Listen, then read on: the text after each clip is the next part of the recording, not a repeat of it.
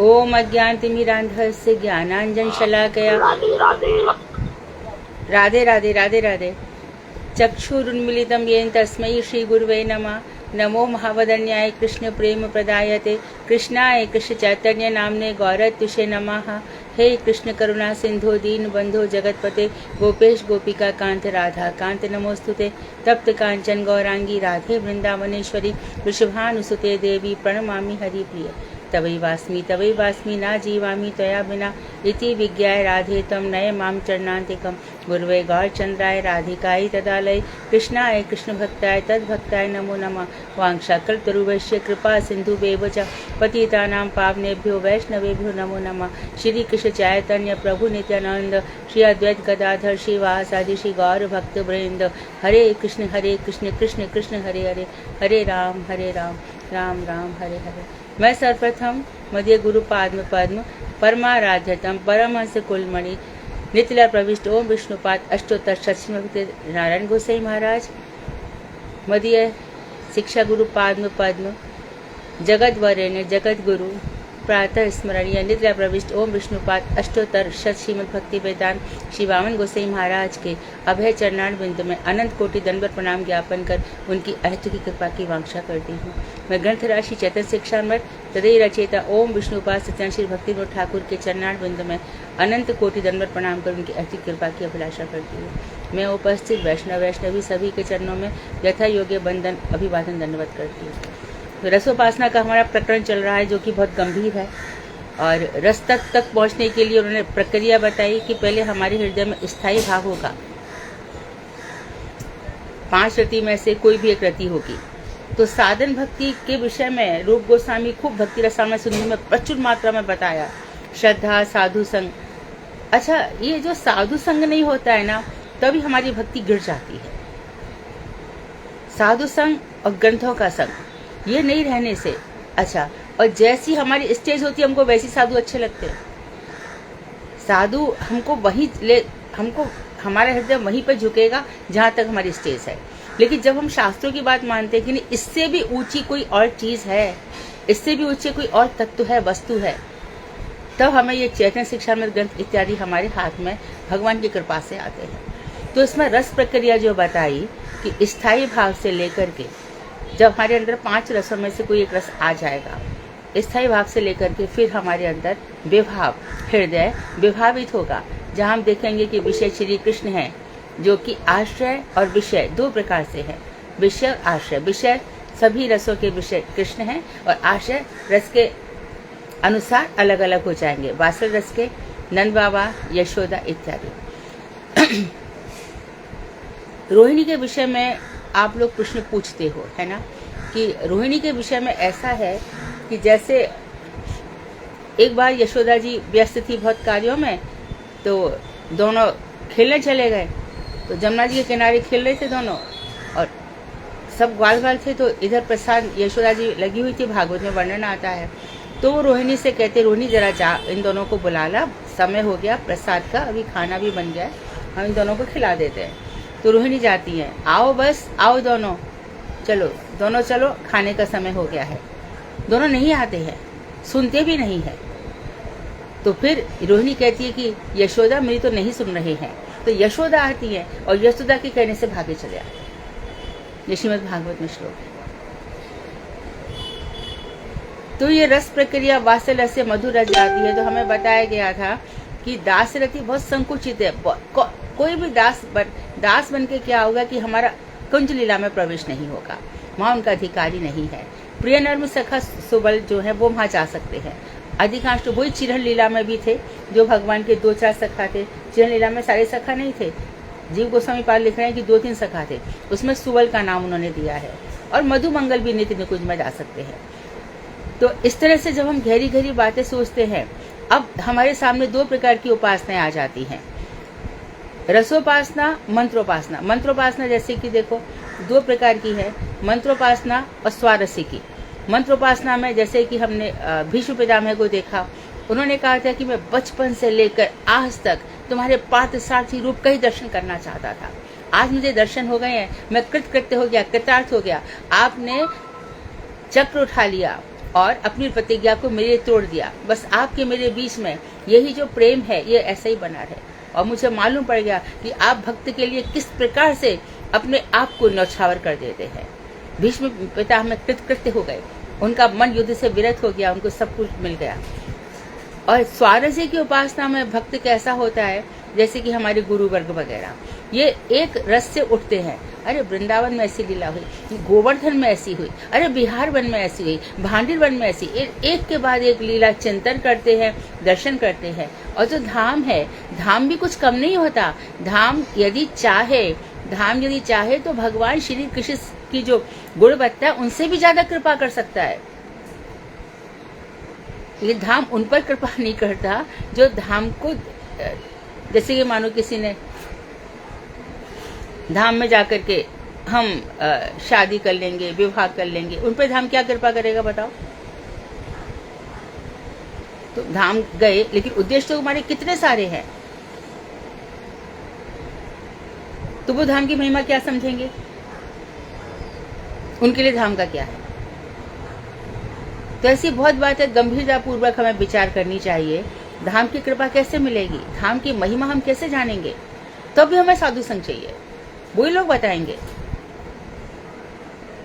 तो रस प्रक्रिया में जब ये रस प्रस्फुटित होगा, तो कल हमें कुंठित बताया था, कुंठित है, उसके आगे बताएंगे कि जो रस है वो दवा है। हाँ,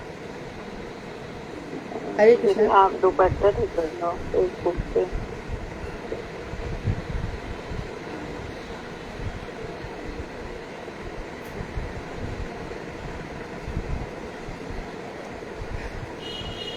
कौन से पेज पे थे हम? हाँ, स्वल्प विकसित उपासना, कुंठित उपासना हो गई थी, जहाँ पर एंड किया था कि साधु संग के अभाव में एवं नास्तिक और निर्विशेष उपदेशों द्वारा यह कुंठित उपासना भी क्रमशः अति कुंठित और विलुप्त प्राय हो जाती है। तो पहले से वो कम है, लेकिन बाद में फिर हमें निर्विशेषवादी, ब्रह्मवादी, इतने बीच में ब्रह्मवादी मिल गए या फिर नास्तिक लोग मिल गए, तो जो कुछ भी थी वो भी समाप्त हो जाती है, विलुप्त प्राय लगभग खत्म ही हो जाती है, लॉस्ट, जो आया था चला गया। तो यह जीवों के लिए अत्यंत दुर्भाग्य की बात है। तो जैसे तैसे यहाँ तक पहुंचे, लेकिन फिर हमारा ये समाप्त हो गया। अब दूसरे बता रहे हैं स्वल्प विकसित उपासना। इस अवस्था में उपासना जीवन के अधिकांश अंशों में व्याप्त रहती है, जैसे कि जहाँ रस कथा सुनी जाती है वहीं उसकी प्रीति रहती है। तो अब वो वहाँ उन कथाओं में जाएगा जहाँ रसपूर्ण कथाएं हैं। औपनिष्ठिक ब्रह्म जो है, शब्द ब्रह्म से बढ़कर, अब वो रसो वैसा जो रस पर ब्रह्म है, उनकी लीला कथाओं सुनने में आनंद आएगा।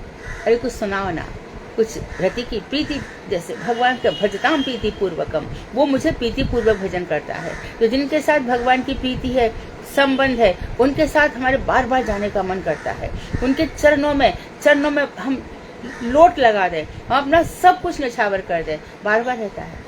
लेकिन जिनका कैलकुलेशन माइंड, देखो शरीर है ना, ये आत्मा दो शरीर धारण किए हुए है, सूक्ष्म शरीर और स्थूल शरीर। तो सूक्ष्म शरीर मन बुद्धि चित्त अहंकार, मेरे मन में मानो मेरे मन में ऐसा है कि मैं जहाँ जाऊँ वहां पर मेरी जय जयकार होनी चाहिए, मैं हूँ ये, मैं हूँ वो। तो ये शरीर, ये स्थूल शरीर वालों को भक्ति टच भी नहीं कर सकती, छू भी नहीं सकती है। इसी प्रकार से सूक्ष्म शरीर, मेरा मन ऐसा कह रहा है, मेरे चित्त में ऐसा आ रहा है, और हम गुरु वैष्णवों को भी ठगने की इच्छा करते हैं। ऐसा वो लोग कभी भी नहीं हो। जो सच्चा साधु है, जो महाभागवत है, एक दो महाभागवत की कथा सुन रहे हैं, एक ऐसी, तो फर्क आ जाएगा ना, जमीन आसमान का अंतर आ जाएगा। आप स्वयं सोचिए, जब गुरुदेव यहाँ पे थे तो कितने ऐसे लोग हैं जो ये कह रहे थे कि मैं गुरुदेव की मधुर स्मृतियों में, कितने लोगों ने कहा मैं दर्शन कर पाया, उनकी महिमा नहीं समझ पाया। तो वो महाभागवत के पास क्यों नहीं गए? भक्ति का प्रचार तो जब तक होता रहा है। तथा कथित कितने ही ऐसे लोग थे, अरे भैया इनका बड़ा नाम है, इनका बड़ा नाम है, इनका बड़ा नाम है, पर अब समझ में आ रहा है कि ऐसे नाम से क्या लाभ है। भीड़ बहुत इकट्ठी होती है, शेर तो अकेला ही चलता है ना। लेकिन एक बात ऐसा जब आता है, जब योग माया उसको छुपे नहीं रहने देती, सर्वत्र उसका प्रकाश कर देती है, फिर उनके चरणों में सारा जगत समा जाता है। और स्वामी महाराज की उपासना देखो क्या थी। क्या उनके अंदर प्रभुपाद जी ने देख लिया था और स्वप्न भी कहा तुम विदेश जाओ। परम गुरुदेव ने भक्ति प्रज्ञान के शिव से उनको उठा करके बुलाया, इधर आकर के बैठो। तो उन्होंने जाके बोला अरे मुझ पर कृपा करो, वीडियो बंद करिए प्लीज, मुझ पर कृपा करो, मुझ पर कृपा करो, मुझ पर कृपा करो, ऐसे कह रहे थे क्या? वहां पे बैठे हैं। अरे हंस को उठा लिया जाता है, वो भगवान के द्वारा भेजे हुए होते हैं, उनको किसी की आवश्यकता नहीं होती है सब कहने की। इन चीजों को समझो।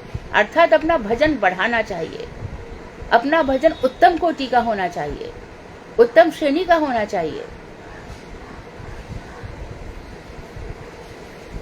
तो इस अवस्था में उपासना जीवन के अधिकांश अंशों में व्याप्त रहती है। वो उसी उपासना में जहां भी जाएगा, मेरी उपासना ठीक, मंदिर जाएगा या वहां जा कहीं भी जाएगा या आसन पर बैठेगा, कुछ भी होगा, अपनी उपासना का बराबर उसको ध्यान रहेगा। तो जहाँ पे रस कथा सुनी जाती है वो वहीं पे उसकी प्रीति रहती है। इस अवस्था के प्रति नास्तिक और निर्विशेषवादियों की नितांत उदासीनता रहती है। जो निर्विशेषवादी है उनको इस रस अरे वहाँ क्या है, क्या देखने गए, तो उनको कुछ समझ में नहीं आएगा, वो लोग उदासीन रहते हैं। और तीसरी जो है वो है विकसित उपासना। जब उपासना का विकास हो चुका है, रसोपासना है ना, मंत्रोपासना से भी बढ़कर रसोपासना आ गई, तो इस उपासना की विकसित अवस्था में यथार्थ रूप से रस की उपलब्धि होती है। वास्तव में तो जब रस की उपलब्धि, पूर्ण विकास जब हो जाएगा, तब रस परिज्ञात होकर अपना कार्य निर्बाध रूप से करता रहता है। तो रस प्रक्रिया में रस सिद्ध हो गया, जीव की सत्ता सिद्ध हो गई, उसको पता चल गया कि मैं नित्य सिद्ध हूँ, भटक रहा था, अब रस ब्रह्म जो है वो मेरे सामने है, जिसका मैं अंश हूँ और जिसको मैं मुझे प्राप्त करना है। अब मैं किस तरह से उसको प्राप्त करूं, तो वो पूर्ण रूप से अव्यर्थ कालत उसकी स्थिति आ जाती है, एक क्षण भी व्यर्थ नहीं करूंगा। तो रस परिज्ञात होकर उसके अंदर अपना कार्य करता रहता है, वो भी कैसे, निर्बाध रूप से। फिर वो रुकता नहीं है, एकदम जैसे कि धार बह जाती है, सुधा अमृत बहता जाता है, फिर वो रुक नहीं सकता, कोई चीज उसको रोक नहीं सकती। तो इस विकसित अवस्था में रस, शांत, दास्य, सख्य, वात्सल और मधुर, इन 5 रसों में जाता है। सख्य, वात्सल और मधुर रस के अधिकारी अल्पसंख्यक है, अधिकांश शांत रस के ही है। भगवान है, बस इतना ही है। उसके आगे देखो, फिर भगवान श्री राम भी बहुत लोगों की समझ में आ जाते हैं, बहुत लोगों की समझ में आते हैं, बहुत लोगों को भरत जी बहुत समझ में आते हैं, लेकिन श्री कृष्ण को समझना बहुत मुश्किल है। और भक्ति तो कृष्ण की है। बताओ, भक्ति के जितने भी ग्रंथ लिखे गए वो राम को लेके कहाँ लिखे गए, बताओ। तुलसीदास जी ने उनकी कथा लिखी, जीवन चरित्र लिखा, लेकिन भक्ति क्या है वो नारद भक्ति सूत्र ने लिखा, शांडिल्य भक्ति सूत्र लिखा, उसमें सब कृष्ण का ही वर्णन है। नारद पंचरात्र में कृष्ण की भक्ति है। नारद जी ने कहा भक्ति करी राम की, बोलो। ऐसा नहीं है कि उन्होंने राम की मना किया, बिल्कुल नहीं किया। वाल्मीकि जी को ने कहा राम नाम जप, परंतु खुद तो गोपी बनना चाहते हैं ना।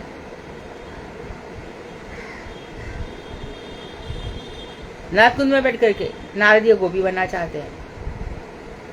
तो भक्ति शास्त्र प्राय करके कृष्ण से ही संबंधित है। तो इन 5 रसों में हो जाता है। मधुर रस के अधिकारी बहुत अल्पसंख्यक हैं और बहुत ही भाग्य से इस रसों में जीवों की रुचि होती है। बहुत ही जो अधिकांश तो भाग ही जाते हैं, ये सब बातें समझ में नहीं आती, क्योंकि जड़ जगत में है ना, इतना रस, इतना आनंद है। 50 साल के हो गए, 70 साल के हो गए, 75 साल के हो गए, मेरा बेटी मेरा बेटा, वही सब उसका अपना जीवन है, आपसे जुड़ा है, लेकिन आप कब तक कनेक्टेड रहोगे, स्वयं का जीवन कब जियोगे और कब तक। तो इसलिए भक्तिविनोद ठाकुर कह रहे हैं, इनके यहाँ पे प्रभुपाद जी हुए और प्रभुपाद जी का कैसे पालन पोषण हुआ, तो किस तरह से ये करते थे। यद्यपि ये वो कमल मंजरी हैं जिनकी पत्नी ने भक्तिविनोद ठाकुर को एक बार रसोई में देखा कि वो लाल साड़ी पहन करके पूरियां तल रही है। अपना स्वरूप दिखाया था उन्होंने, और दिखाने योगमाया दिखा देती है, कोई जानबूझ के थोड़ी दिखाता है। कोई मंजरी स्वरूप में है या हम में से कोई भी ऐसी उपासना कर रहा है, वो तो कभी नहीं कहेगा कि मुझे मेरा स्वरूप पता चल गया, लेकिन कभी ना कभी जीवन के एक मोड़ ऐसा आता है, एक टर्न ऐसा आता है कि उसका प्रकाश हो ही जाता है, फिर रुकता नहीं है। भगवान करे ऐसे महाभागवत हमारे जीवन में हो और हम इस रस तत्व को समझ सकें। अब धीरे धीरे बता रहे हैं शांत रस, शांत जीव कैसे होते हैं। उपास्य वस्तु, उपास्य वही भगवान श्री कृष्ण जिनकी हम उपासना कर रहे हैं, वही ब्रह्म है, वही परमात्मा है, वही भगवान है। हमारी जैसी स्थिति रहेगी हम उसी को प्राप्त करेंगे। जैसे परसों ही बताया था, कैथोलिक लोग ये सब का प्रार्थना करते, अरे तुम प्रार्थना, अरे उनसे पूछो तुम चर्च में गए, तुमने प्रार्थना क्या की? हमको शांति देना, ज्यादा से ज्यादा हमको मांगते ही रहेंगे कुछ ना कुछ, हमको मन की शक्ति देना, मन मेरा निर्भय हो। आप मुझे, रविन्द्रनाथ ठाकुर विश्व प्रसिद्ध कवि, अच्छा हमारे प्रभुपाद जी वगैरह ने उसको क्यों, अब पहले रविन्द्रनाथ ठाकुर का बचपन में इतना पढ़ाया जाता था, अरे जनगण मन गाया उन्होंने, ये गाया, कितने बड़े राष्ट्रीय कवि है, ये सब है। और जब प्रभुपाद जी के विचार बढ़ते हैं, ऐसा क्या था उनमें, तब समझ में आता है। तो मानो वो उनकी प्रार्थना कैसी है कि मैं नहीं कहता कि आप मुझे दुख मत दो, मैं नहीं कहता आप दे दो दुख, लेकिन मुझे इतनी हिम्मत दे दो कि मैं दुखों को सह जाऊं। मैं नहीं कहता कि आप मुझे शांति दे दो या कोई भी चीज, परंतु मुझे उससे लड़ने की क्षमता दे दो। क्यों लड़ना है दुखों सुखों से? हमारे यहाँ बोलते सहज भाव से हो जाओ। प्रारब्ध मिट नहीं सकते, प्रारब्ध, देखिए आप वीडियो ऑन मत कीजिए प्लीज। आप कौन है ये? प्रारब्ध मिट नहीं सकते किसी प्रकार से। सुख मिलने तो मिलेंगे, दुख मिलने तो मिलेंगे, कोई रोक नहीं सकता। प्रतिष्ठा मिलनी है तो मिलेगी, मान मिलना है तो मिलना, अपमान मिलेगा तो मिलेगा, ये सब कुछ मिलेंगे ही। हमारी रुचि इन्हीं में रहती है, इसलिए तो आगे नहीं होते। और हम सुनो देखते किसको आगे, अपने आसपास अराउंड के लोगों को देखते रहते हैं। उन्नत भक्ति हमारी जाती ही नहीं है, भजन करना ही नहीं है, परिचर्चा उसमें भी बड़ी रुचि रहती है, बड़े कान खड़े हो जाते हैं। और जहाँ पे भक्तों की चर्चा हुई तो हम अपने हृदय की सच्चाई को देखना चाहिए कि हमारा हृदय वास्तव में क्या चाहता है, सचमुच भजन करना चाहता है। तो शांत रस में देखिए, उपास्य वस्तु निर्विशेष नहीं है किंतु सविशेष है, पर्सनल है। उपास्य वस्तु, उसके निर्विशेष मत कहिए, उनका वैशिष्ट है, वो निर्गुण नहीं है, निराकार नहीं है। निराकार से साकार उत्पन्न नहीं हो सकते, निर्गुण से सगुण पैदा नहीं हो सकता। है एक, वो बृहनोति इति ब्रह्म है, वही परमात्मा है, उसका ही अंश हम हैं और वही भगवान है। और भगवान है ना, हम सब भी जानते, अरे क्या तुम लोग सिमट कर रह गए, बहुत सारे भगवान है, ये भी तो भगवान है, वो भी तो भगवान है। तू जो कहेगा वो ही मान लेंगे क्या? तूने शास्त्र लिखे हैं क्या? तो हमारे मन में प्रश्न ही नहीं आता। ये सही कह रहा है, सेकुलरिज्म होना चाहिए। और ये हमारे बच्चों को सिखा दिया गया स्कूलों में, ये विद्यालयों में ये सिखाते हैं। अरे सब छोड़ो, सारे धर्म एक ही चीज कहते हैं, सत्य बोलो, धर्म पे चलो, चोरी मत करो, अहिंसावादी बनो, बस यही जीवन हो गया।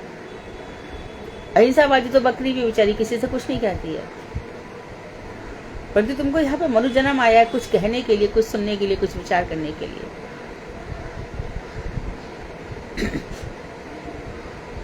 तो भगवत तत्व संबंधी ऐसी निश्चयात्मिका बुद्धि को शम कहा जा सकता है। तो शम किसको कहते हैं? शम, हृदय जिसमें शांत है, और शम से ही शांत रस बनता है। ध्यान दीजिए, बहुत अच्छे अच्छे पॉइंट्स हैं, क्वेश्चंस जो बनाएंगे। शांत रस का जो केंद्र है, शांत रस किससे उत्पन्न होगा? शम। और शम क्या है? जो भगवान ने गीता में कहा, व्यवसायित्मिका बुद्धि। एक तो बुद्धि होती है व्यभिचारिणी, यहाँ भी जाएगी, वहां भी जाएगी, यहाँ भी जाएगी। और एक बुद्धि होती है निश्चयात्मिका, व्यवसायित्मिका, मेरा फिक्स्ड है, मेरे कॉन्सेप्ट्स क्लियर हैं, मेरी बुद्धि, मैं यहीं पे एकदम भजताम प्रीति पूर्वकम, मैं इसी को भजन करूंगा। देखो ऐसा भी होता है। गीता का 16वां अध्याय अंतिम श्लोक है, या विधि उत्सृज्य, जो विधि को छोड़ करके और भगवान की सेवा, उसकी शुद्धि नहीं मिलती। जो विधि पूर्वक जिस तरह से बताया गया है उस तरह से उपासना नहीं करता तो सिद्धि नहीं मिलती, खुद कृष्ण कह रहे हैं, बराबर है। तो वृंदावन में एक संत मुझे मिल गए और बोले कि तुम गृहस्थ हो? मैं कहा है। और तुमने सन्यासी दीक्षा ली है? कहा है। तुमको सिद्धि नहीं मिलेगी। क्यों? कि गीता का ही श्लोक है। देखो कहां से रिलेट किया। जो परमहंस स्वामी हैं, जो परम महाभागवत है, वो उनको ना देख करके और ग्रस्त, और तुम जो ग्रस्त में बैठे हो, जो तुम सारे संसार के प्रपंच में लगे हुए, तुम जानते भी नहीं हो कि ये सब क्या है। और आज सारे भागवत वक्ता वैसे ही है। घर, बेटा बेटी, पत्नी, बेटा दामाद, बहू, यही सब तो हो रहा है। लव मैरिज कर रहे हैं, ब्राह्मण घर की पंजाबी लड़की घर में आ रही है। ये सब ये लोग कहेंगे जा करके, तो मार्केटिंग करते हैं, मार्केटिंग। तो हम लोग की जो बुद्धि है वो व्यवसायिक में का है। उनके जीवन में सिर्फ बहुत दूर से चले जाएंगे, कभी झुक नहीं सकते हैं। कितने कम लोग, और जब उनका प्रकाश फैला तब फैला। जब वराह जी के मंदिर में थे तब मेरे दादाजी के मित्र थे, तब मैं भी गुरुदेव के साथ, हम सभी परिक्रमा में थे। तब उन्हें रोक के कहा, बेटी, उनका शब्द मैं रिपीट कर रही हूँ, ये नारायण बाबा है ना, ये बहुत असाधारण है। जाके मस्तिष्क ऐसी नहीं धमक रहा है, बड़ी भारी जाकी उपासना है। तो अभी मैं उपासना पढ़ी, मुझे बार बार वही शब्द याद आते हैं।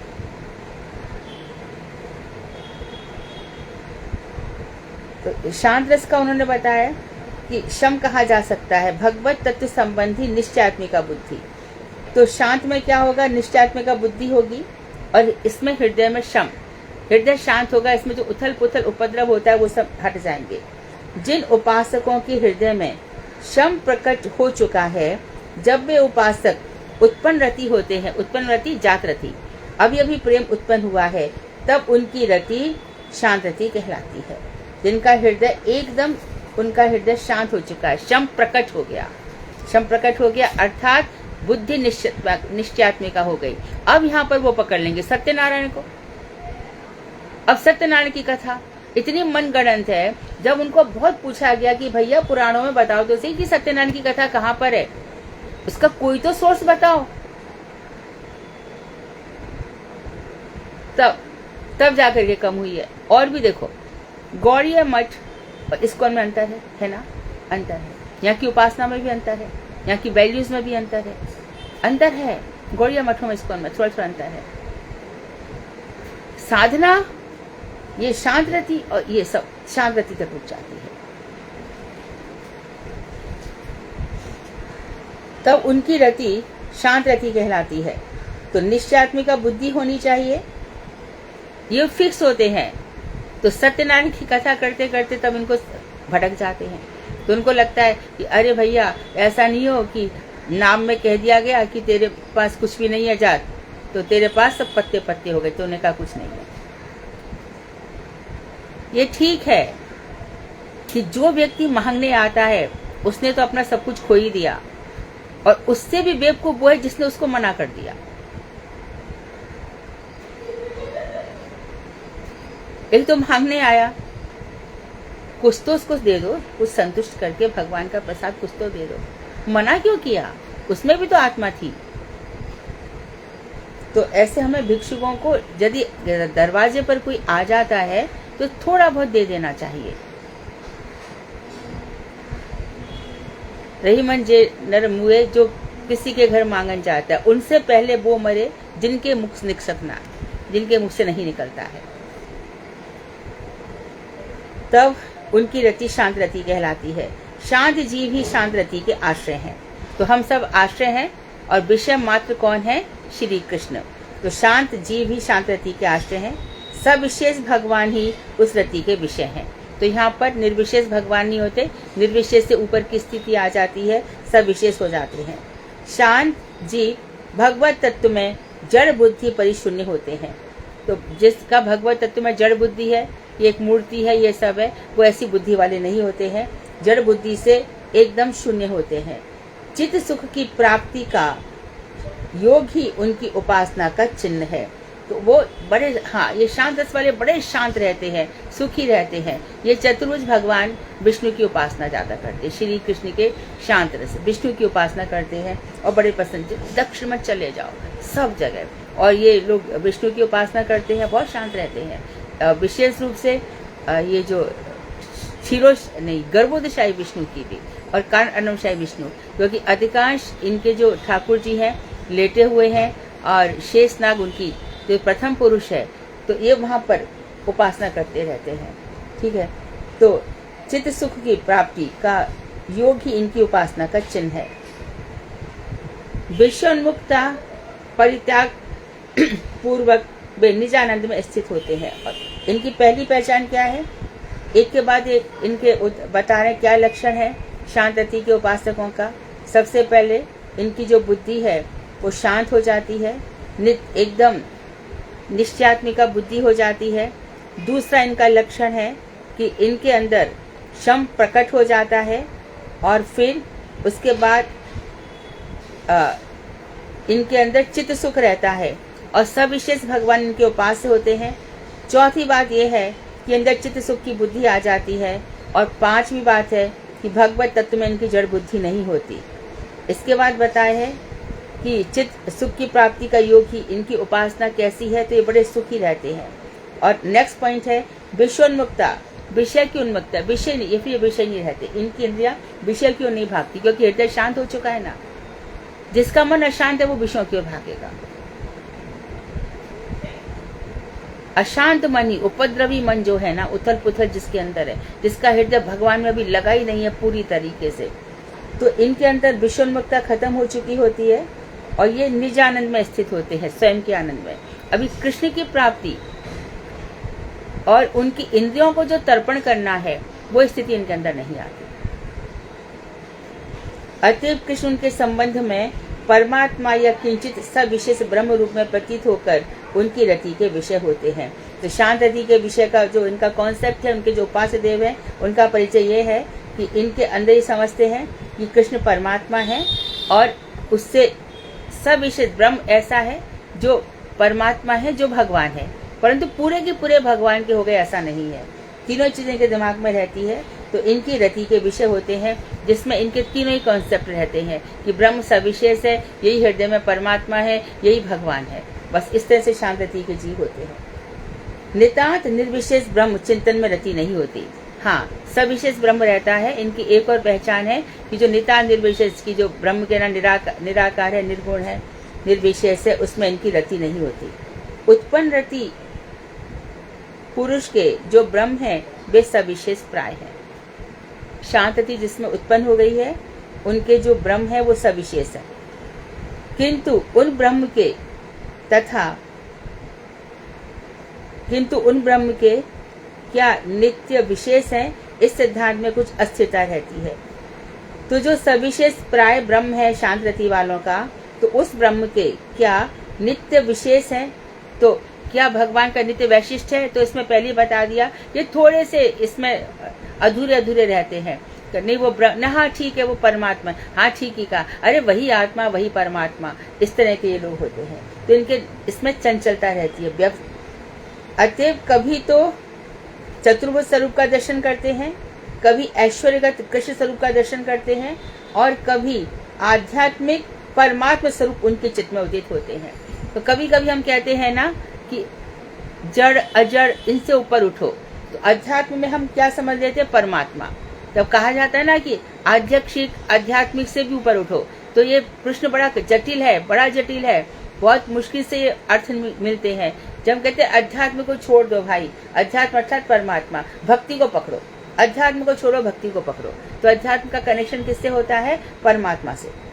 तो ये चतुर्भुज स्वरूप कभी ऐश्वर्यगत कृष्ण स्वरूप, ऐश्वर्य वाले कृष्ण, और कभी आध्यात्मिक परमात्मा स्वरूप उनके चित्त में उदित होते हैं। भक्ति तत्व विवेक पढ़ोगे तो उसमें यदि ये आपको पता नहीं होगा कि अध्यात्म का संबंध परमात्मा से, तो भक्ति तत्व विवेक कभी समझ में नहीं आएगा। सनक, सनातन, सनत कुमार और सनंदन, ये ऐसे भक्तों के आदर्श हैं। ये सब शांत रति वाले।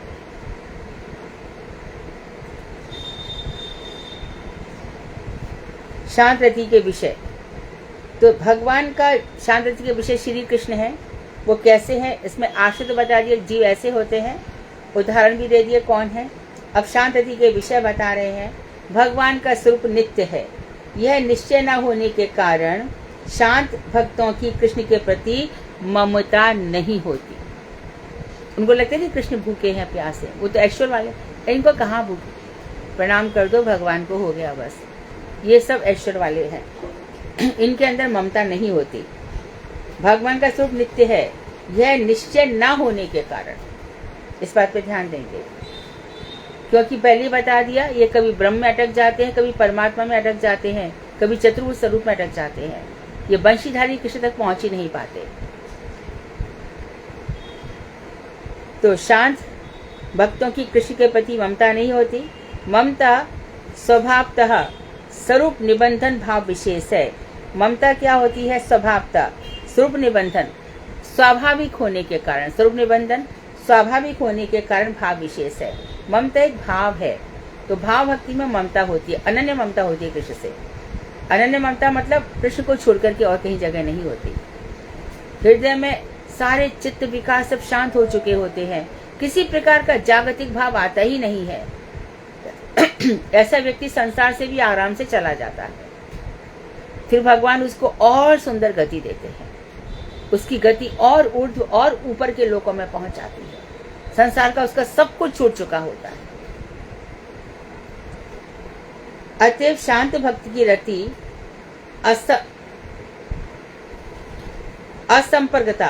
असंपर्कता के कारण शुद्ध अवस्था में ही रहती है। तो इनका किसी से संपर्क नहीं होता है, स्वाभाविक, तो ये शुद्ध अवस्था में रहते हैं, इधर उधर इनकी रति बढ़ती नहीं है। सच्चिदानंद घनीभूत स्वरूप आत्मा राम शिरोमणि परमात्मा परब्रह्म सदा स्वरूप संप्राप्त दयाशील विभु, इस प्रकार गुण विशिष्ट हरि ही शांत रति के आलंबन हैं। तो इनके शांत रति के विषय श्री कृष्ण की यदि पूछोगे इन लोगों से कि उनकी क्या विशेषता है, तो पहली विशेषता बताएंगे कि वो सच्चिदानंद घनीभूत स्वरूप है भगवान। सत्य चित आनंद, सत्य संधिनी शक्ति, चित संवित शक्ति, आनंद इल्हादिनी शक्ति, ये उनको जानेंगे। और बिल्कुल घनीभूत है, अर्थात बहुत अधिक मात्रा में। और दूसरी बात वो कहेंगे कि भगवान आत्माराम शिरोमणि है, उनको किसी की आवश्यकता नहीं है। आत्मा तू राधिका, ये तो हम जानते हैं, पर वो लोग यहाँ तक नहीं पहुंच पाते। आत्माराम शिरोमणि अपने आप में रमण करते हैं। और महलों में जब नारद जी जा रहे थे, 16,108 महलों में गए, तो वहाँ पे उन्होंने कई महलों में देखा कि भगवान श्री कृष्ण सुबह उठकर 4 बजे, श्रीमद् भागवत में लिखा है, 4 बजे उठ करके भगवान ध्यान करते थे। अब भगवान श्री कृष्ण किसका ध्यान कर रहे हैं? यहाँ तो आपने बता दिया कि भैया नर नारायण के रूप में वो जगत के कल्याण के लिए उपासना कर रहे हैं भगवान श्री कृष्ण अर्जुन के साथ, नर और नारायण। और यहाँ पे किसके? अपना ही। भगवान श्री राम के जीवन में भी देखा जाता है, प्रातः काल उठ के रघुनाथा, मात पिता सिर नावई माथा। संसार को दिखाया, माता पिता के चरणों में झुकते हैं, प्रातः काल उठ के रघुनाथा। और यहाँ तो वही रसराज है ना, रसराज है। उनके तो माता पिता भी जाने कितने हैं, देवकी है, उधर यशोदा जी हैं, सभी के प्रति जो भी मातृभाव रखती है गोपियां, उन सबके प्रति उनका माता का भाव है। तो इनके जो श्री कृष्ण है शांत भक्त की रति इस समय होती है, तो सच्चिदानंद घनीभूत में। और परमात्मा तक, पर ब्रह्म सदा स्वरूप संप्राप्त, भगवान अपने स्वरूप में ही रहते हैं, सदा स्वरूप संप्राप्त। और गतिदाता, भगवान हमको गति देंगे, ऊर्ध्व लोकों में ले जाएंगे, गतिदाता। और कैसे हैं? दयाशील, बड़े दयाशील हैं। और विभु, वो व्यापक है, हमारे हृदय में सब जगह, ये सब शांत रति के। इस प्रकार गुणों से युक्त हरि ही शांत रति के आलम्बन।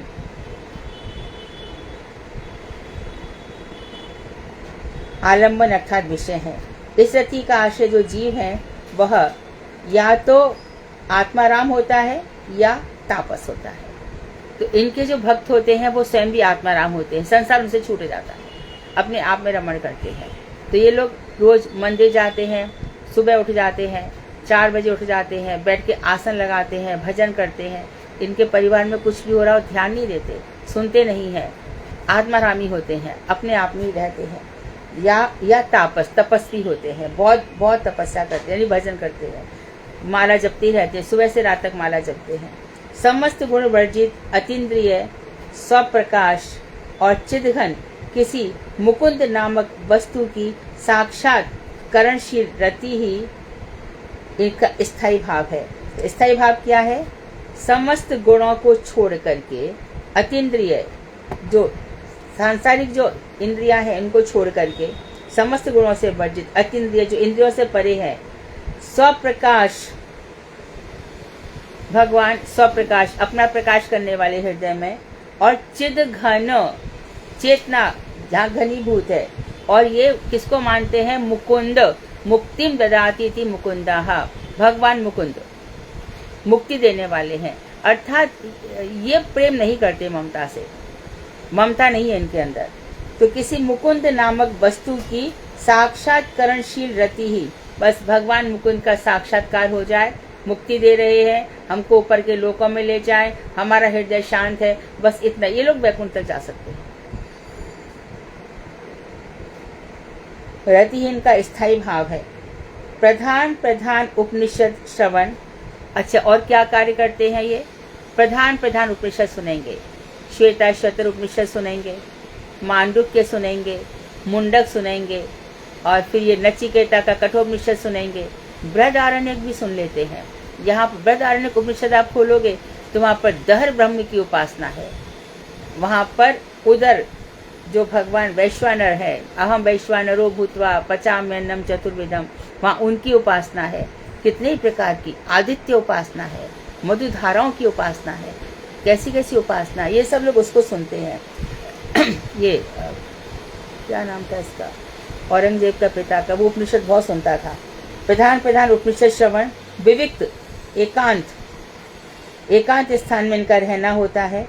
अंतर्वृत्ति विशेष की स्फूर्ति, इनकी जो अंतर्वृत्ति विशेष है इसमें स्फूर्ति रहती है भगवान के विषय में। और तत्व विचार, विद्या शक्ति का प्रभाव, विश्व रूप का दर्शन, तत्वविद भक्तों का संसर्ग, ब्रह्म सूत्र अर्थात समविद्य लोगों के साथ, समविद्य समान विद्या, समविद्य लोगों के साथ उपनिषद और वेदांत सूत्रार्थ विचार, ये सभी शांत रस में उद्दीपन माने गए हैं।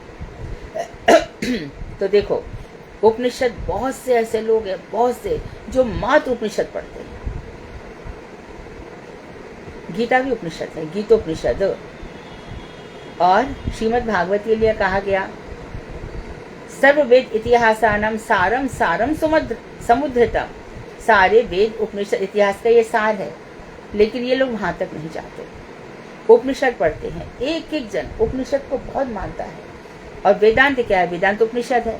अच्छा, वेदांत सूत्र क्या है? उपनिषदों में क्या हो गया है कि कई जगह सगुण ब्रह्म की उपासना दिखाई देती है, कई निर्गुण ब्रह्म की उपासना दिखाई देती है। उपनिषद के 4 पार्ट हैं। पहले 2 पार्ट संबंध के हैं, तीसरा अभिधेय का है, चौथा प्रयोजन है। और जिसने वेदांत सूत्र का चौथा, स्पेशली तीसरे का आधा और चौथा पढ़ लिया, उसको लगेगा मेरे जीवन का सार तो यही था।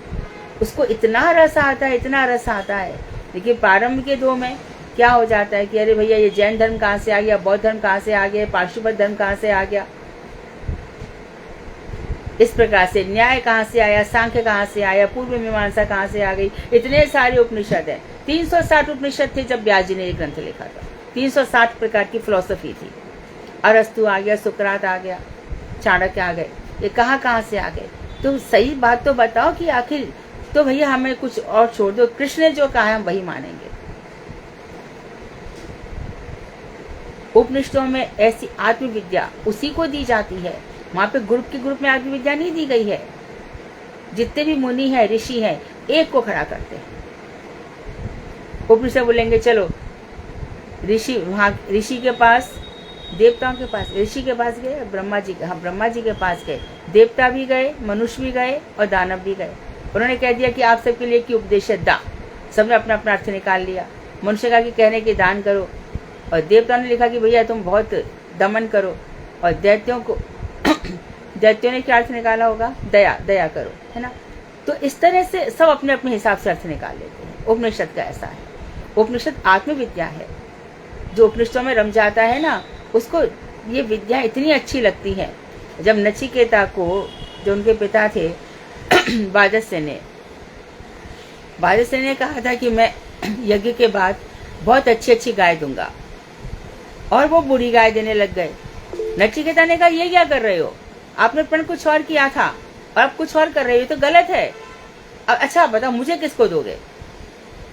तो जब माने ही नहीं नचिकेता बार बार, जा तेरे को दे दिया, मैंने मृत्यु को दिया, चल।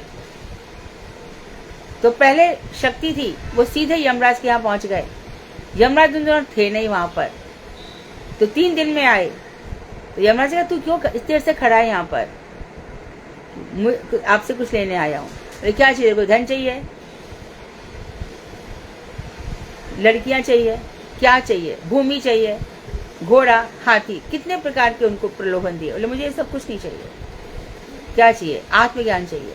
अरे ये तो बहुत दुर्लभ वस्तु, ये नहीं दूंगा, तू जो चाहिए ले ले। आत्मज्ञानी का क्या होगा, जो जीव भगवान से निकल पड़ा, जब वो आत्मज्ञानी हो जाता है, वो संसार से बहुत उन्नत दशा में, ऊर्ध्व लोकों में जाता है, ऊपर के। हमारे आत्मज्ञानी नहीं होता है तो वो ऊर्ध्व लोकों में चला जाता है, उसकी बहुत उन्नत गति हो जाती है।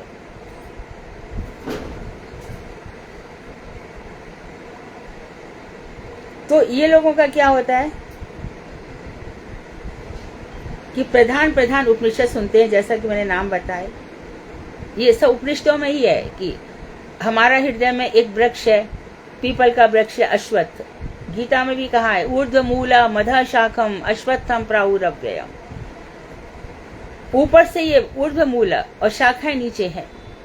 यहाँ इन शाखाओं में वेद है, पुराण है, उपनिषद है।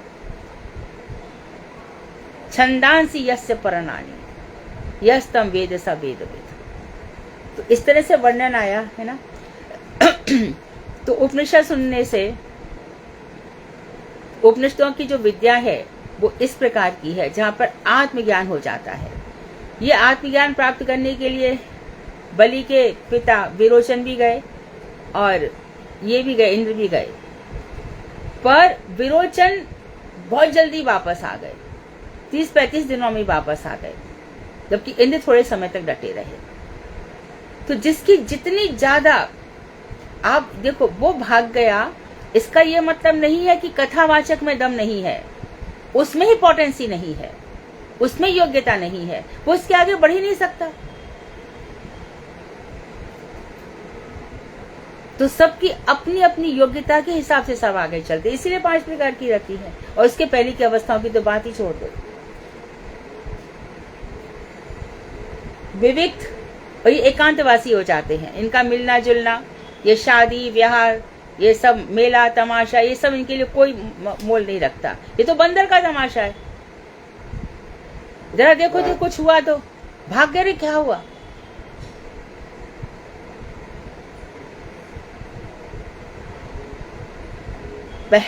बाजा बजता है तो गांव के छोटे छोटे बच्चे आके खड़े हो जाते हैं। बंदर का तमाशा होता है, मदारी आता है सब देखने, सांप भी दिखाएगा तो सब आके खड़े हो जाएंगे।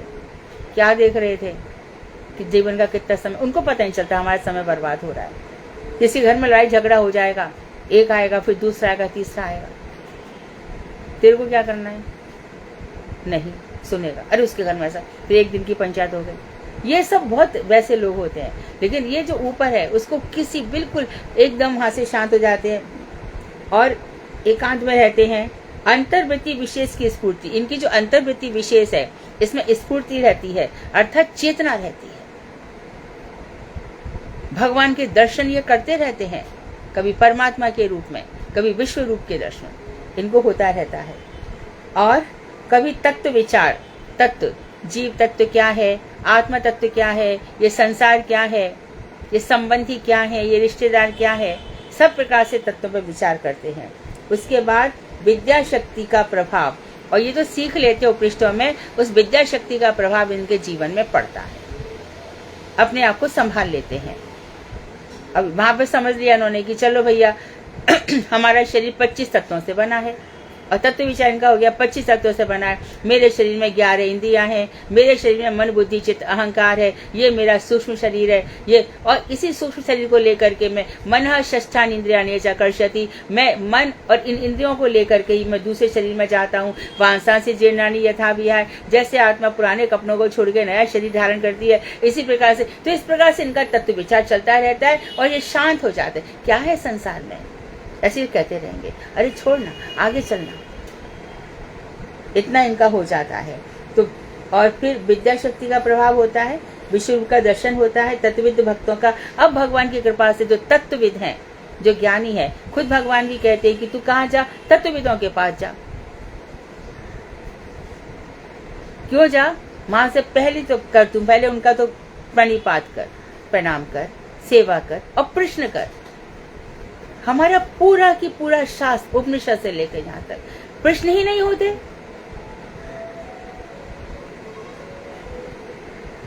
संतों के पास भी जाएंगे, महाराज जी हाँ देखिए आपकी कृपा से हमारा बिजनेस तो बहुत अच्छा चल रहा है, ये थी तेरे महाराज जी में ताकत, तो मेरा बिजनेस अच्छा करके दिखा दे।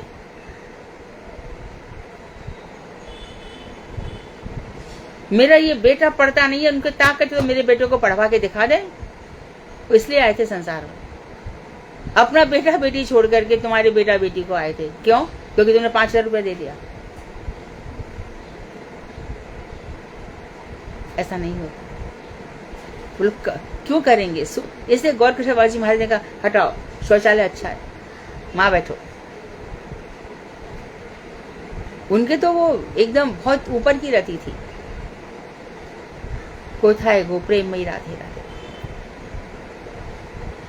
तो इनके जो इस तत्व विचार करते हैं, विद्या शक्ति का प्रभाव, विश्व रूप का दर्शन करते हैं, और इनका तत्वविद भक्तों का संसर्ग होता है, उनके साथ रहते हैं, तो एक ग्रुप बन जाते हैं, कम्युनिटी बन जाती है। आज हम चलो कुछ नहीं, आज का क्या है, आज हम प्रभुपाद जी का विचार पढ़ेंगे।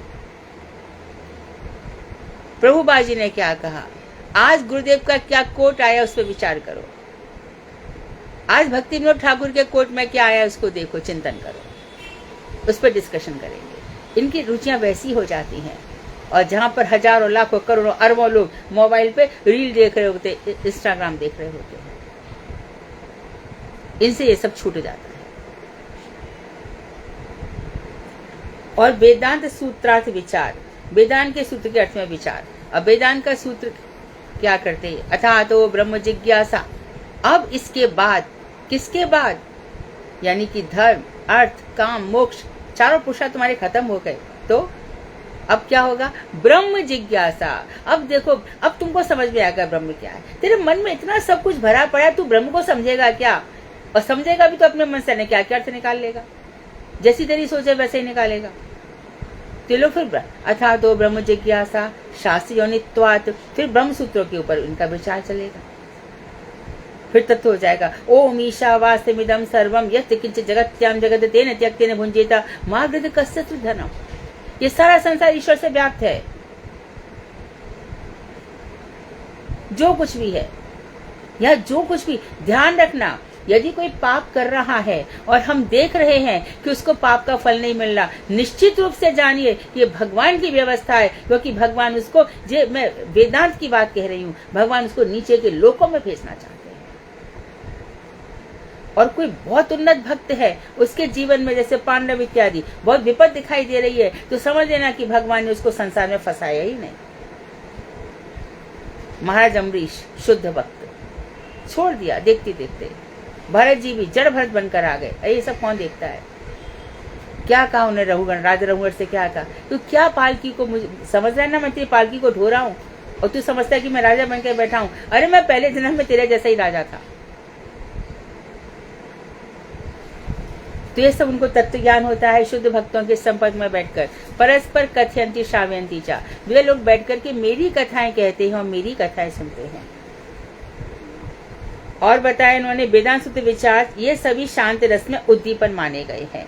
ये सब शांत रस को बढ़ाने वाली चीजें हैं। अब बता रहे नासिकाग्र का दर्शन, और क्या क्या होता है इसमें। नासिकाग्र, यहाँ पर ध्यान किया जाता है। देखो तुम्हारे नाक के अग्रभाग में ब्रह्म का ध्यान करो, इस तरह से होता है इनका। और अवधूत चेष्टा, अवधूत चेष्टा अर्थात अवधूत जैसे नित्यानंद ठाकुर जैसा नहीं। नित्यानंद ठाकुर का क्या है, वो तो एकदम प्रेम भाव में, इतने प्रेम भाव में रहते थे। श्रीमन महाप्रभु उनको कब तुरंत ठीक से खाया, कब पिया, कब ठीक से, इतना उनका भाव है नित्यानंद ठाकुर का। तो उन्होंने अपना ये उत्तरे अधो वस्त्र उठाया और सिर पे बांध लिया। उनको कुछ होश ही नहीं है। भगवान के ध्यान में इनकी जो चेष्टाएं होती हैं अवधूत के समान। अरे लोग मिले, अरे हटाओ, हमारे जैसे जड़ भरत, अवधूत के समान। माता पिता कह रहे हैं कि आचमन कर, फिर गायत्री बोल, त्रिपदा गायत्री है। तो कभी नहीं, वो गायत्री बोलते ही नहीं थे। पहले खाते थे फिर आचमन करते थे, जानबूझ करके ऐसा करते थे। इसी प्रकार से ऋषभ देव तो वहां तक पहुंच गए थे। कभी कभी भागवत में बताया, उनको देखा गया शौच आदि से उनको होश ही नहीं है, अवधूत चेष्टाएं हैं। लेकिन उस शौच से भी सुगंध दूर दूर तक जा रही है। अरे पूतना ने भगवान को उनको मारने की हिंसा से अपना स्तनपान कराया था, मारने की हिंसा से। तो भगवान ने उसको प्राणी तो खींचे थे थोड़ी देर के लिए, थोड़ी ही देर के लिए, तो उसके शरीर से क्या सुगंध फैली है। तो जो भगवान श्री कृष्ण का रोम रोम से चिंतन कर रहे हैं, उनकी क्या स्थिति होगी। अनजाने में किया हुआ, सुखदेव कह रहे परीक्षित से, जब अनजान में किया हुआ भक्ति इतना असर करती है, तो जो जानबूझ करके भक्ति कर रहे हैं कि हाँ कृष्ण, उनको तो भगवान क्या फल देंगे। तो जब हमें दिख रहे हैं कि तो भजन हमें तो बड़ा ढोंग लगता है, बड़ा पाखर लगता है, इनकी भक्ति तो इनको तो कुछ दिखाई नहीं देता है। वो धन जोड़ने आया था क्या, धन उपार्जन करने आया था क्या, क्या कर लेगा।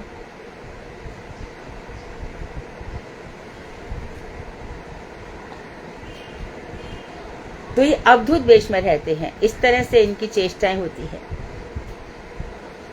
नासिकाग्र दर्शन, अवधूत चेष्टा, जाते समय 4 हाथ दूरी तक दृष्टिपात। जब चलेंगे तो 4 हाथ तक दूर तक देखेंगे, जैसे जड़ भरत ने देखा कि मेरे पैर के नीचे कोई चीटी वीटी तो नहीं आ रही, कोई जीव मर तो नहीं रहा है।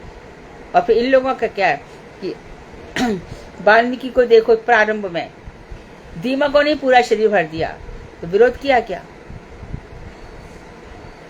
हर प्रकार से मन शांत हो जाता है। हमारे यहाँ तो एक मच्छर भी खा लिया तो हाय रे हाय, ऊपर से नीचे तक। लड़की होगी तो तक चिल्लाएगी, अरे माँ कॉकरोच, मम्मी कॉकरोच, क्या है हुआ। तो जीव जंतु, उनको प्रेम करना सिखाओ, ये जीव जंतु है, क्यों चिल्ला रही है, खा जाएगा क्या तेरे को। कुत्तों से प्रेम करना सिखा दिया, भगवान से प्रेम करना नहीं सिखा रहे।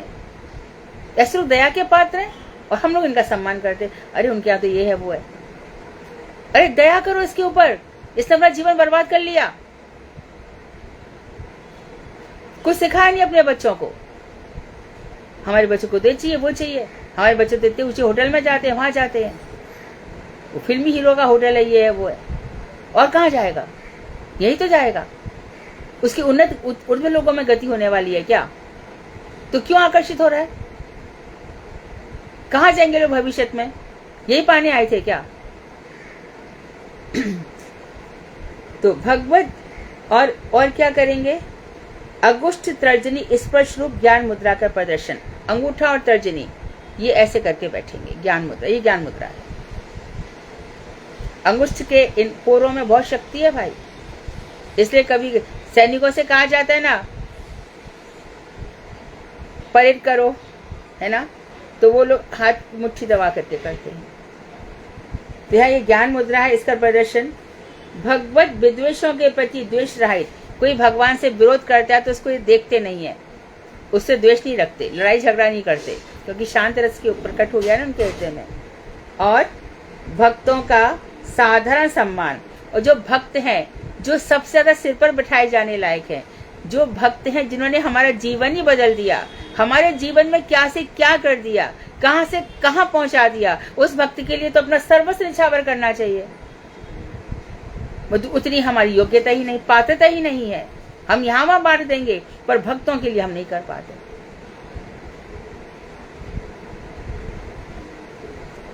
तो ये साधन सम्मान करते हैं। और आत्यंतिक की संसार ध्वंस रूप सिद्धि के प्रति आदर, बस संसार मेरा मिट जाए, अब मुझे पुनः संसार मत देना। आत्यंतिक की मतलब अत्यंत, यानी कि आत्यंतिक की बहुत अधिक संसार वासना ये खत्म करना चाहते हैं। सिद्धि के प्रति इनका आदर होता है। लिंग और स्थल दोनों शरीरों की, लिंग और स्थूल, सूक्ष्म शरीर और स्थूल शरीर, दोनों शरीरों की, दोनों शरीर के अनावेश के साथ स्थिति रूप जीवन मुक्ति का बहुत आदर। तो स्थूल दोनों शरीरों की अनावेश के साथ, अनावेश इसमें कोई आवेश नहीं रहता ना। स्थूल शरीर में क्या हो रहा है, ऐसे देखो, हमारे वो थे हनुमान प्रसाद पोद्दार और जय दयाल जी, है ना, और मैंने अखंड सरस्वती के दर्शन किए थे। डोंगरे जी को भी मैंने देखा था। ये मुझे यहाँ पे समझ में आ रहा है, उनके दोनों कोई आवेश नहीं है, शरीर में कुछ भी हो रहा। मेरे गुरुदेव तो उसमें भी उनका भजन चल रहा, उनकी बात मत करना। इन लोगों को मैंने देखा, तो उनको, अखंड जी को मैं देखा कि उनके बांध रखा था उनका, उसमें जो शौच इत्यादि है, थैलियां लगी हुई थी, उसमें भी वो मुझे पढ़ा रही थी।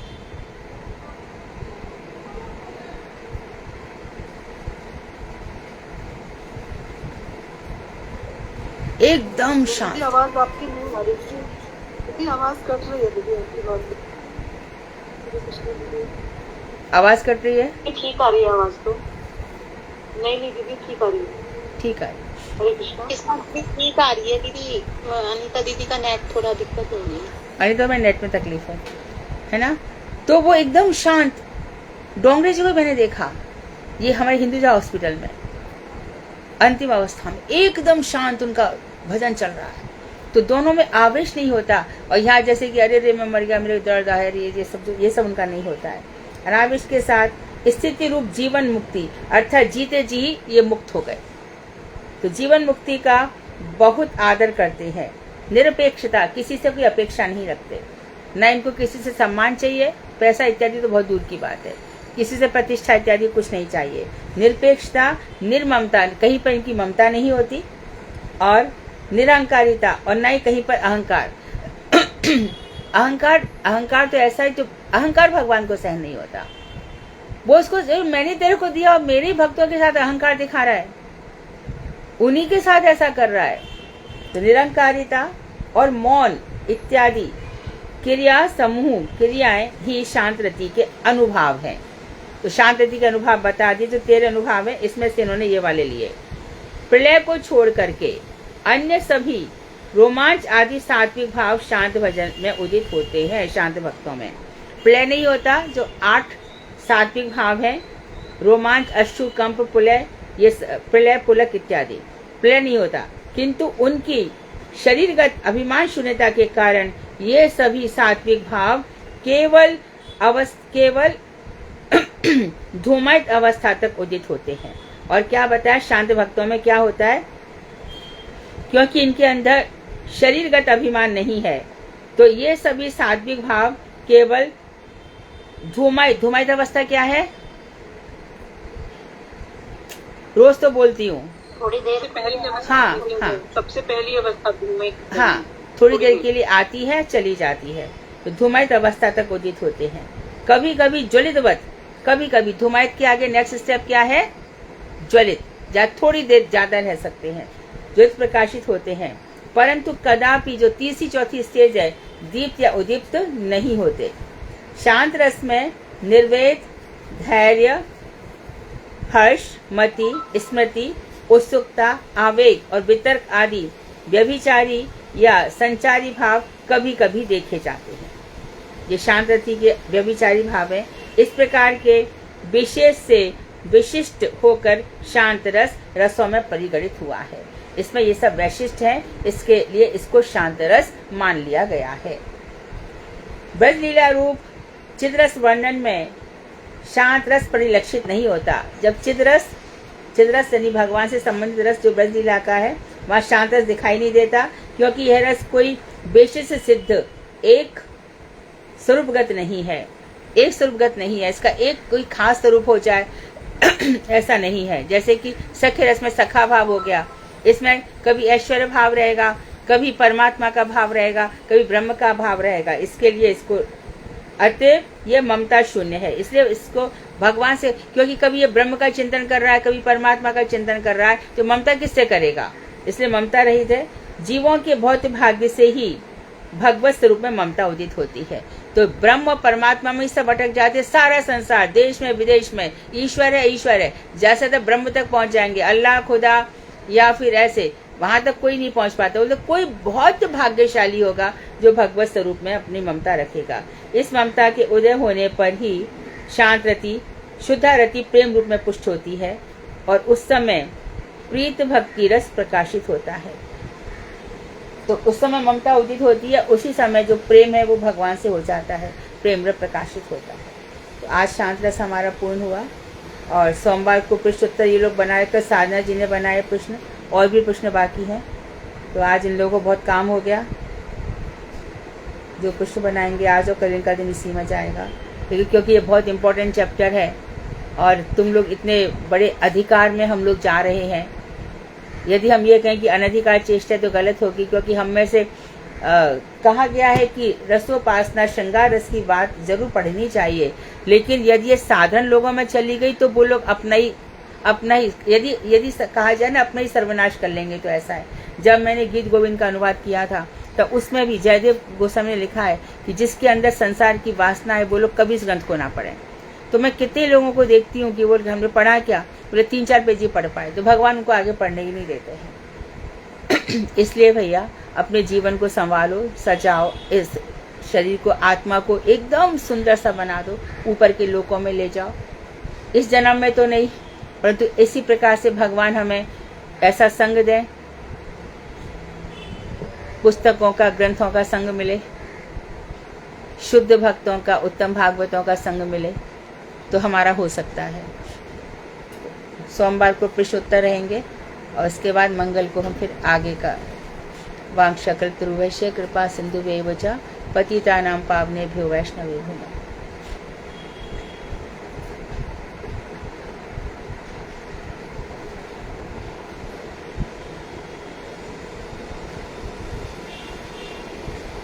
बोलिए।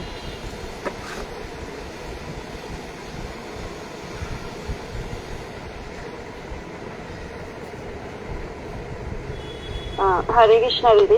हाँ, दंडवत प्रणाम। हाँ दीदी, आपने जो अभी 5 पॉइंट बताए हमें पहले पेज के, पहला बताया आपने निश्चात्मिका और दूसरा बताया संप्रकट। तो ये जो 5 चीजें जो आपने 5 पॉइंट बताए दीदी, ये शांत भक्तों के लिए 5 क्या हुआ ना सर? 5 से भी ज्यादा है रूबी, उसमें और भी ज्यादा है। नहीं, आपने पॉइंट्स करके बताए ना, ये मतलब पहला निश्चात्मिका, फिर संप्रकट, फिर बताया ना आपने चित्त सुख की प्राप्ति, फिर आपने बताया कि भगवत तत्व, आपने बताया भगवत तत्व में जड़ बुद्धि, और फिर आपने बताया विषय उन्मुक्ता, आपने ऐसे कुछ पॉइंट्स बताए। तो ये शांत भक्तों के कुछ पॉइंट्स है, ये इसका मतलब ये हुआ।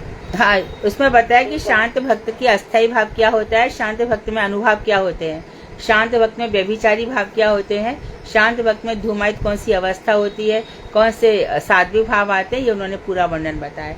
और उन्होंने बताया कि शांत रस के विषय कैसे होंगे, नहीं श्री कृष्ण कैसे होंगे, और शांत रस के जो भक्त हैं वो कैसे होंगे।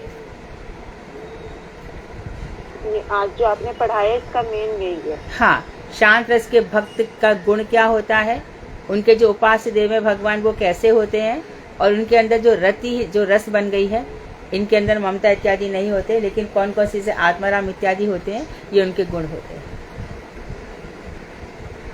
इनके उपास्य श्री कृष्ण चतुर्भुजधारी होते हैं, ऐश्वर्य वाले, या कभी कभी परमात्मा रूप में होते हैं, कभी कभी सविशेष ब्रह्म होते हैं, पर ये निर्विशेष ब्रह्म से ऊपर होते हैं। ये सब आज बताया। और इसी तरह से फिर बताएंगे दास रस के उपासक, उपास ऐसे दास रस में चलेंगे।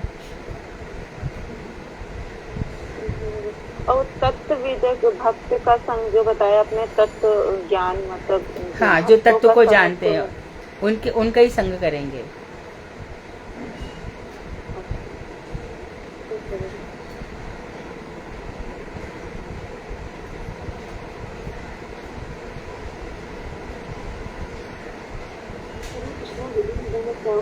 दीदी जो आपने बताया दीदी उपास्य भगवान श्री कृष्ण है दीदी, चतुर्भुज रूपनाथ दीदी, जो उपासक है दीदी वो कौन होंगे दीदी? उपास्य तो भगवान हो गए, उपासक भक्त हो गए। पहले बता दिया रसी उपासना, उपासना ही रस है। तो रसोपासना जो चल रही है, तो 3 चीजें होती है ना, उपास्य भगवान, उपासना हमारा साधन, और उपासक जो भक्त हैं।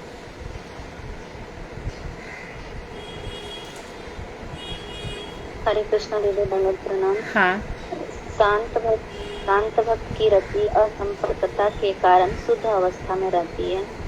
इसको थोड़ा सा बताइए। किसके कारण? असंपर्कता के कारण हाँ शुद्ध हाँ अवस्था में हाँ, क्योंकि रहती उसका जड़ विषयों से संपर्क नहीं है, शुद्ध रहती है। न आरोप सिद्धा है, न संग सिद्धा है, शुद्धा भक्ति है, न प्रधानी भूता है। स्वरूप सिद्ध तो आ जाती है शांत रति। वैसे तो स्वरूप सिद्ध मंजरी भाव है, परंतु इसकी शुरुआत हो जाती है।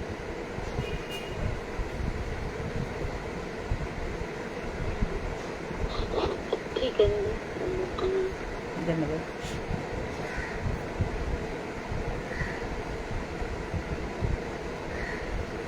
हरे कृष्णा दीदी, दंडवत प्रणाम। हाँ सुधा, हाँ दीदी जो हेमा दीदी ने भी लाइन बोली ना कि अतएव शांत भक्त की रति असंपर्कता के कारण शुद्ध अवस्था में ही रहती है, तो यहाँ पर असंपर्कता जड़ चीजों से हो रही है या ऊपर के रसों से हो रही है? नहीं, ऊपर से नहीं, बिल्कुल नहीं, क्योंकि ये ऊपर के रसों को भी कहीं टच नहीं करता, ये तो नीचे नीचे रह जाता है। कहाँ नीचे? शांत रस नीचे थोड़ी है, रति तक पहुंच गया, जात रति भक्त हो गया ना, उसके अंदर रति तो प्रकट हुई है, उत्पन्न तो हुई है रति, लेकिन अभी उसकी शांत है, शांत से ऊपर दास्य तक नहीं पहुंचा है वो, परंतु संसार से संपर्क नहीं। हाँ, संसार से तो संपर्क छूटा दीदी, लेकिन जो ऊपर के 4 रस हैं उनसे भी तो ये नहीं, वो तो प्रोसेस है। He is on the first step, वो फर्स्ट स्टेप पर है, अभी उसका अधिकार वहां तक नहीं हुआ, उसको वहां कभी नहीं कहेंगे रस से शुन्नता, बिल्कुल नहीं, कभी नहीं। उसके अंदर पोटेंसी है कि वो आगे बढ़ जाएगा। सनत कुमार पहले निर्विशेषवादी थे, बाद में वो सविशेषवादी हुए। जिस तरह से भगवान श्री कृष्ण की तुलसी की मंजरी सुन ली, इसी तरह से शिवदेव गोस्वामी पहले निर्विशेषवादी थे, बाद में जब सविशेषवादी हुए, भागवत इत्यादि ग्रंथ पढ़े, तो ये पहली स्टेज का वर्णन कर रहे हैं। ठीक है, हरे कृष्ण।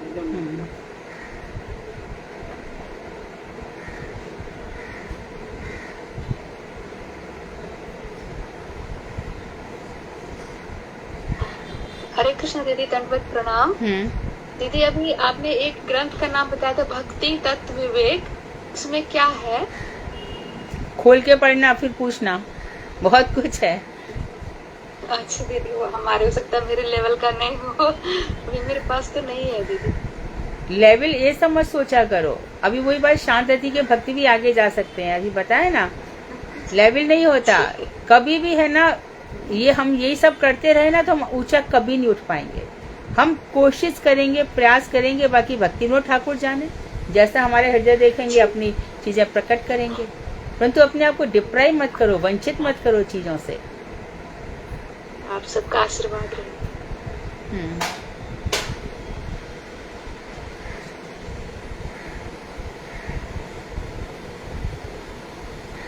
कोई और? कृष्ण दीदी, दंडवत प्रणाम। हाँ, दीदी मेरा इससे संबंधित तो प्रश्न नहीं है, लेकिन एक प्रश्न था। जैसे कि हमारा हिंदी व्याकरण के अनुसार निराकार का मतलब होता है कि जिसका कोई आकार नहीं होता।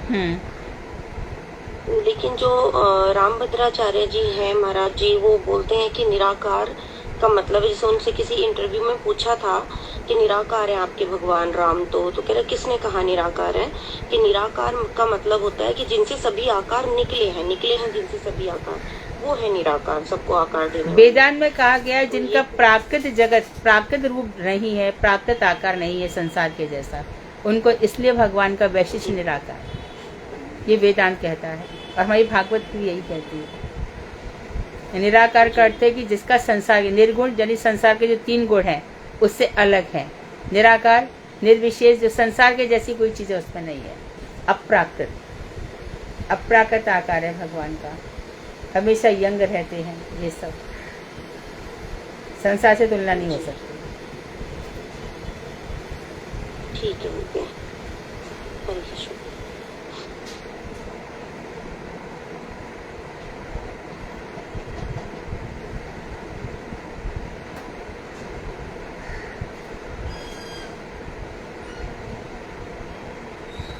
और कोई प्रश्न? ठीक है, कीर्तन। हरे कृष्ण दीदी। हाँ। एक प्रश्न, जैसे हमको नहीं पता है पूरा, पर हम पूछ रहे हैं, ये सनक सनातन सनंदन सनत कुमार है, इनको तो पता है ना कि भगवान का स्वरूप है। बाद में पता चला, पहले निर्विशेष ज्ञानी थे चारों, बाद में अभी तक ये शांत रस की उपासक हैं। लेकिन फिर भी देखो, हम जब पढ़ते हैं ना, राधे जय जय माधव दैते गाते हैं, तो सनक सनातन वर्णित चरिते, उनकी स्टेज आगे गई ना। जब द्वारी तक गए और जय विजय ने उनका अपमान कर दिया, उनके अंदर घुसने नहीं दिया तो उन्होंने उनको शाप दे दिया। तो लेकिन जैसे भगवान के चरणों में तुलसी इत्यादि को देखा तो बदल गए ना, और बाद में फिर गाने लगे सनक सनातन वर्णित, सनक सनातन जैसे कभी भी हे राधे आपके लिए आपका वर्णन करते हैं।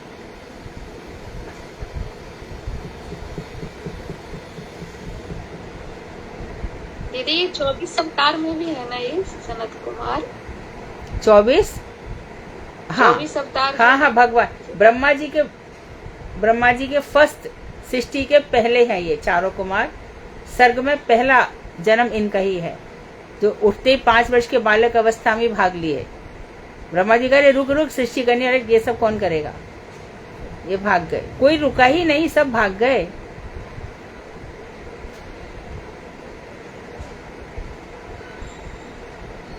दीदी तो फिर ये शांत रस से ऊपर उठ गए ना। हाँ, तो वही तो हम बता रहे कि धीरे धीरे ऊपर उठ जाते हैं। तो यहाँ पर लेकिन प्रारंभ में शांत रस के आलम्बर परंतु पूरे की पूरे मधुर रस में जाकर के कृष्ण के निकुंज में निकुंज सेवा कर रहे हैं, ऐसा नहीं है। राधा जी की आराधना कर रहे हैं। सत्यव्रत मुनि है, उनका भी देखो, नमामीश्वरम सच्चिदानंद रूपम, पहले ईश्वर भाव आता है, ऐश्वर्यगत भाव, फिर उदंत मुहूर्त नेत्र युग्म मृजंत, फिर बाल भाव में आसक्त होते हैं, और वहां पे भी सख्य रस, यमराज उनका उद्धार इत्यादि होते होते अंत में क्या बोलते हैं वो, नमो राधिकाई त्वदीय प्रियाय।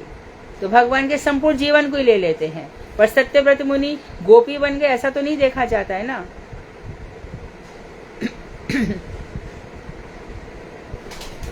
ठीक है दीदी, संगत प्रणाम।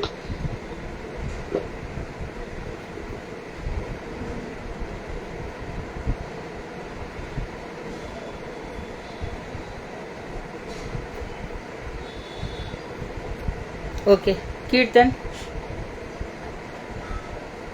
दीदी एक भजन त्रिलोचन दास ठाकुर का बांग्ला प्रयास करती हूँ। कौन गा रहा है? दीदी मैं ईना झा। इना, हाँ ठीक।